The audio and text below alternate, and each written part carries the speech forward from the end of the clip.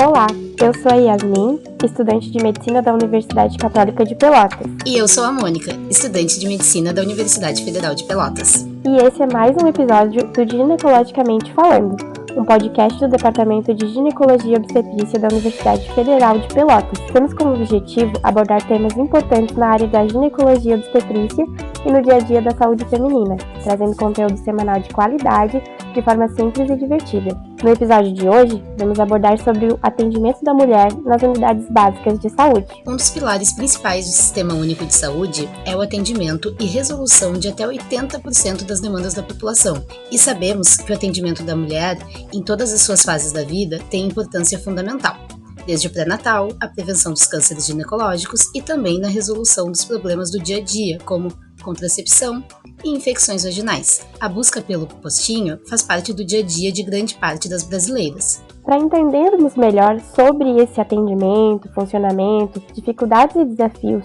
o Ginecologicamente Falando está hoje com a professora e doutora Luciana Corrêa de Barros Sevenini, que é médica especialista em Medicina de Família e Comunidade, professora do curso de Medicina da Universidade Católica de Pelotas, sendo atualmente preceptora e coordenadora da UBS Areal 1 e mestrando no programa de pós-graduação da universidade. Seja bem-vinda, professora, ao nosso podcast.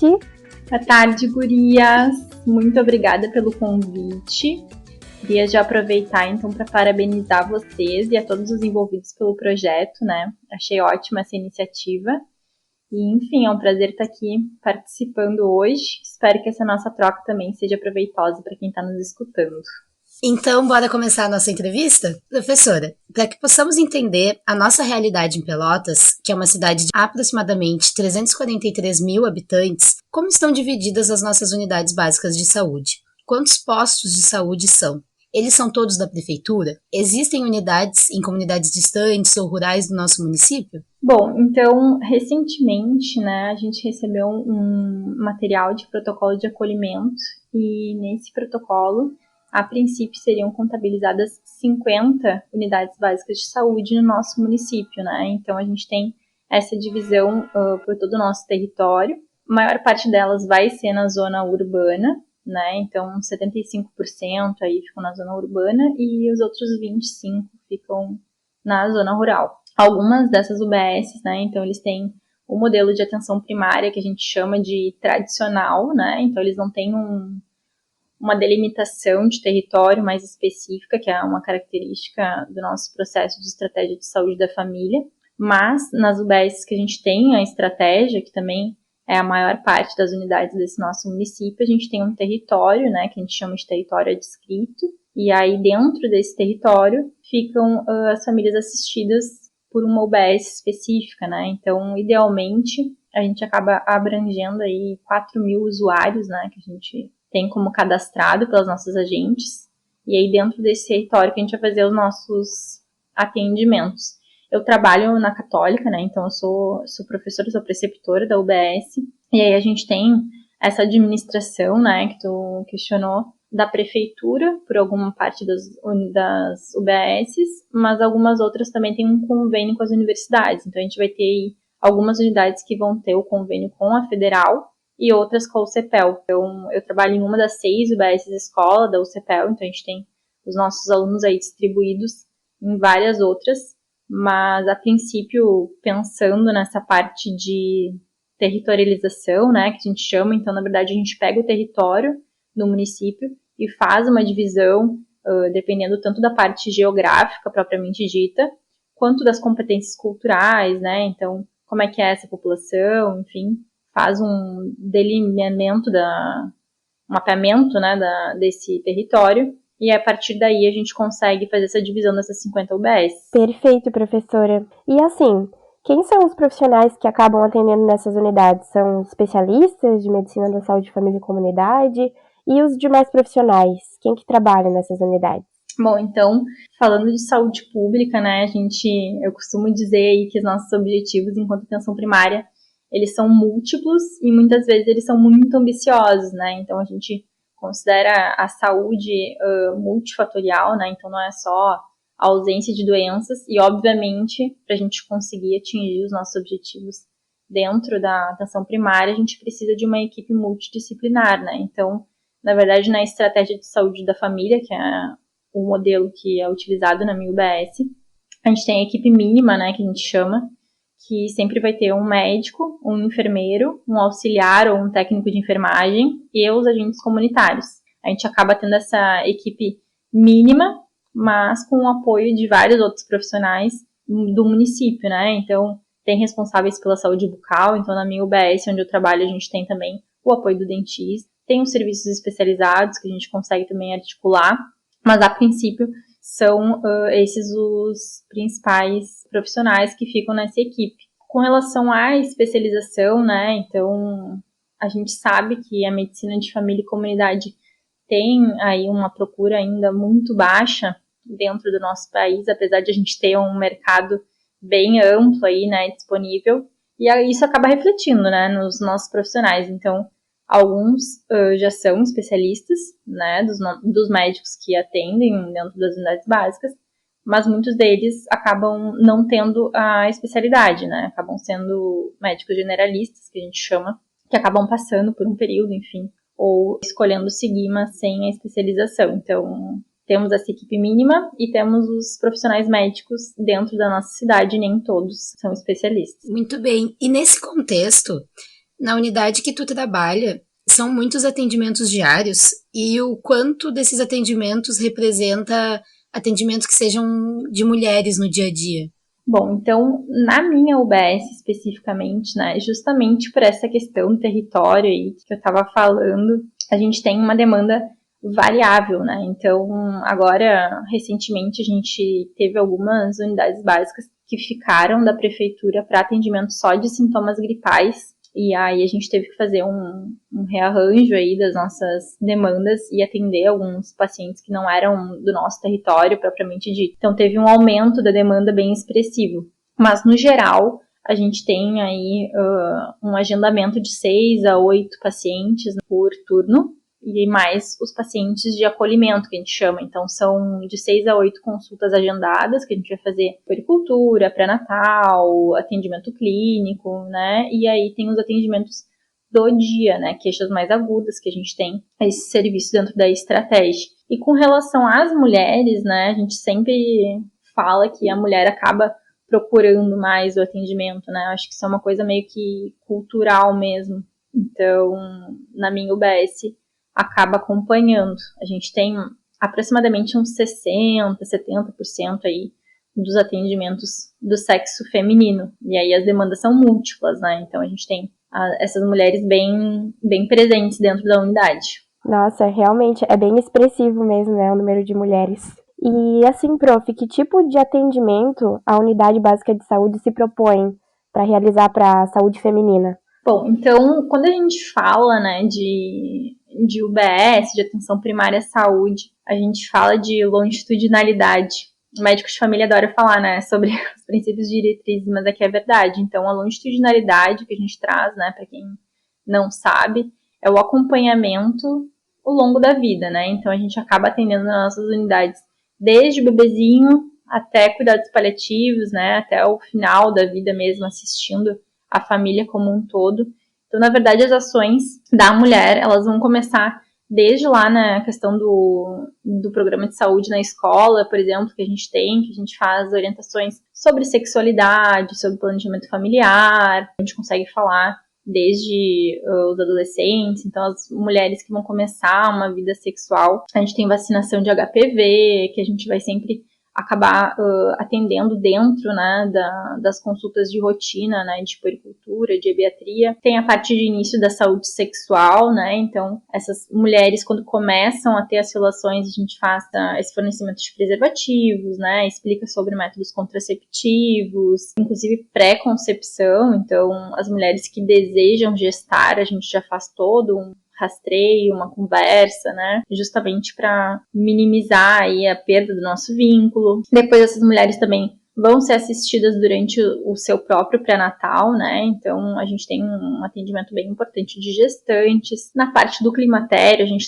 também acaba atuando muito na menopausa, né? Depois na parte de institucionalização, a gente tem no nosso território especificamente a Casa do Idoso, né? Que a gente chama, então a gente tem alguns pacientes aí institucionalizados, temos várias mulheres também que a gente faz visitas domiciliares, né? Então, na verdade, o atendimento à mulher, a gente não consegue diferenciar tanto, isso é uma característica da nossa especialidade, né? A gente vê o paciente como um todo, a gente fala. Então, as ações, assim, são múltiplas, né, dentro do nosso trabalho. Inclusive, agora, hoje de tarde, eu estava conversando com uma das enfermeiras que faz parte de um projeto de extensão de saúde mental. Então, a gente já vai fazer também um grupo de mulheres que a gente estava pensando primeiramente em puérperas, né, mas agora a gente também está pensando em idosas que moram na área, às vezes tem algumas questões de saúde mental. Então, acaba que esse atendimento, né, as nossas possibilidades são muito amplas, então a gente acaba atendendo desde bebezinha, né, desde as meninas, até realmente a parte que a gente acaba verbalizando mais, né, que é anticoncepção, rastreio das principais patologias, enfim, orientações no geral. Então é bem amplo aí nosso atendimento para essa população. É muito legal saber desse funcionamento. E, doutora Luciana, na tua percepção, qual é a principal queixa ou demanda das mulheres no atendimento da tua unidade? Bom, ultimamente a gente tem visto, né, acaba não sendo só da mulher, mas eu acho que é importante trazer esse dado, assim, muita busca de saúde mental, né, então acaba que, às vezes, a gente foca muito nessa parte mais das doenças mais prevalentes, né, então, obviamente, a gente tem muitas mulheres aí que chegam na UBS no climatério ou na menopausa, com atrofia vaginal, alguma coisa desse tipo, sexualidade também, né, uso de anticoncepcional, colocação de DIU, a gente tem vulvovaginites, que eu acho que são as demandas mais prevalentes aí, né, o próprio pré-natal, a coleta do pré-câncer, da mamografia, são números expressivos aí do nosso atendimento, mas ultimamente a gente tem tido bastante demanda, assim, em saúde mental e em violência, né, que é uma coisa que também faz parte do nosso trabalho, então, tanto a violência física quanto verbal, enfim, é uma característica da nossa população. Então, na verdade, das demandas, né, das queixas, infelizmente, isso acaba também sendo um contingente bem importante, assim, nos últimos meses e principalmente depois da pandemia, né, uma coisa que a gente tem percebido bastante. Então, acaba que essa mulher, ela vem muito, né, por condições financeiras, por fragilidades, enfim, mas de demandas clínicas seria as mais comuns, né, o climatério, sexualidade, vulvaginites, pré-natal, CP, mamografia. Muito interessante, prof. E entrando aí mesmo nesse assunto, a gente sabe que o pré-natal, ele é bem feitinho nas UBSs, né? E me conta assim um pouco, o pré-natal de baixo risco, ele pode ser todo realizado no posto de saúde? E o pré-natal que for de alto risco, ele pode também ser realizado no posto de saúde? Bom, o pré-natal de baixo risco, né, a princípio pode sim ser tratado na unidade básica de saúde, né, a gente tem várias ações programáticas dentro da unidade, o pré-natal é uma delas. Nosso objetivo, né, é que seja um pré-natal de qualidade, acho que a gente teve até algumas reuniões aí junto ao município para fazer esse alinhamento do acompanhamento, então toda consulta, né, então a mulher chega lá na nossa UBS, abre o pré-natal, a gente vai fazer uma classificação de risco, e aí dependendo do risco, a gente vai ter uma conduta diferente. O baixo risco sempre vai ser acompanhado pela UBS. O risco moderado, a gente tem agora também um serviço de acompanhamento com o especialista, né, em ginecologia e obstetrícia. Então a gente fala que é um matriciamento, a gente acaba discutindo alguns casos mais específicos, que tem algumas particularidades, enfim, e a gente acaba se reunindo uma vez por semana. Eu ainda não cheguei a participar de nenhuma desses matriciamentos, mas eu sei que já está acontecendo, é relativamente recente aqui no município. E aí, essas gestantes de alto risco, a gente acaba fazendo um encaminhamento, né, para ser acompanhado também no pré-natal de alto risco. Então, ele vai via Secretaria de Saúde, e aí essas gestantes, elas são chamadas, né, eles entram em contato telefônico para que elas acompanhem com o especialista em ginecologia e obstetrícia. A gente sempre fala em acompanhamento híbrido, então, mesmo que elas vão para esses serviços, né, de maior complexidade, a gente acaba acompanhando uma consulta sim, uma consulta não, conosco justamente por todos esses outros aspectos que a gente conversou, né, enfim, toda a parte biopsicossocial que acaba interferindo dentro do pré-natal e até pela proximidade, às vezes, dos parceiros poderem participar, enfim. Então, pré-natal de baixo risco sempre na UBS, pré-natal de risco moderado tem essa questão de acompanhamento na UBS, mas com matriciamento, né, pelo menos dentro desse nosso município, e o alto risco ele vai para o especialista para fazer esse acompanhamento híbrido. Perfeito, professora.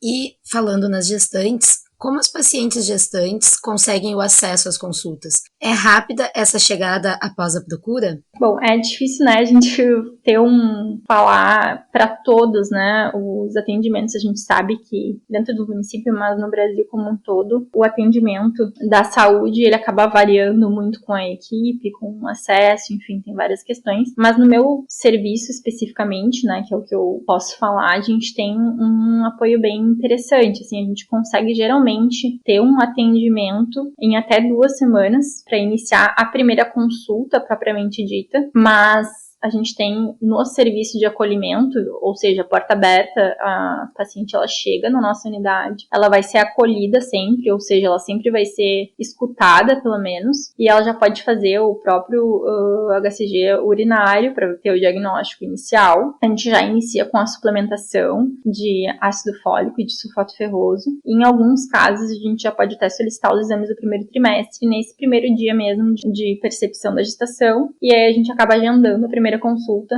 para até 2 semanas. Então a nossa demanda é um pouco mais baixa, né? A gente consegue já se organizar, a gente tem o apoio dos alunos também, que é uma coisa muito importante. A gente é uma UBS escola, então acaba que a gente tem essa facilidade de ter mais profissionais, de poder ter um tempo para discutir os casos. Então acaba sendo um pouco diferenciado. A gente sabe que essa não é a realidade de todos, mas a princípio na minha UBS, lá onde a gente acaba atuando, a gente consegue bem tranquilo, bem fácil, né? É só buscar qualquer unidade básica de saúde que, pelo menos pelos critérios da prefeitura, a paciente tem que ser acolhida e já pode ser direcionada para fazer os testes que a gente tem disponíveis. Ótimo, prof. E durante o pré-natal, a gente sabe que solicitar exames de laboratório e de imagem, né? Existe alguma dificuldade na realização desses exames ou algum gargalo que atrase essas pacientes nesses exames? Bom, a gente tem a solicitação dos principais exames, assim, falando em pré-natal de baixo risco, são exames séricos, né? Então, coleta de sangue. A gente tem vários laboratórios espalhados pela cidade que são conveniados ao SUS. A gente tem, inclusive, uma folha de solicitação de exames que ela é diferenciada para o pré-natal, justamente pensando aí em reduzir essa dificuldade de acesso, né, e o agendamento mais precoce. Então, a gente acaba tendo uma boa resposta dos nossos pacientes lá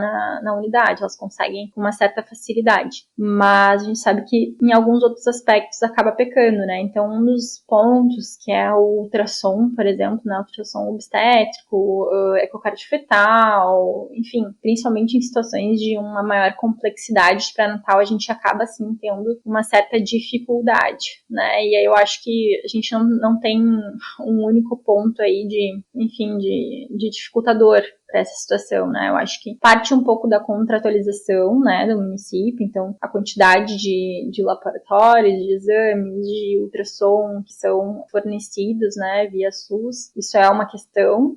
Então, às vezes acaba tendo, sim, uma redução, né? Mas também a gente tem outros aspectos que é importante que às vezes a gente não percebe, né? Então, tem toda a parte ali de regulação. Então, quando a gente solicita, por exemplo, um ultrassom obstétrico, ele vai para regulação em saúde, e aí isso é avaliado por um médico regulador, né? Para ver se tem realmente a indicação de realização daquele exame, e isso vai para uma lista de chamamento. E aí acaba que isso passa por vários aspectos, né? Tem os aspectos da própria regulação, tem os aspectos de quem está solicitando o exame, né? Então, é importante a gente sempre falar sobre uma solicitação que seja bem feita, que tenha os dados necessários ali na queixa, para que o médico regulador também consiga colocar essa paciente no local adequado, né? Então, muitas vezes eu cheguei a passar no estágio da regulação, quando eu estava durante a residência, e a gente via, né, algumas solicitações de encaminhamento para ginecologia que foram solicitados em locais errados, dentro do sistema, e aí acaba atrasando, essa paciente de alto risco acaba não conseguindo chegar também, né,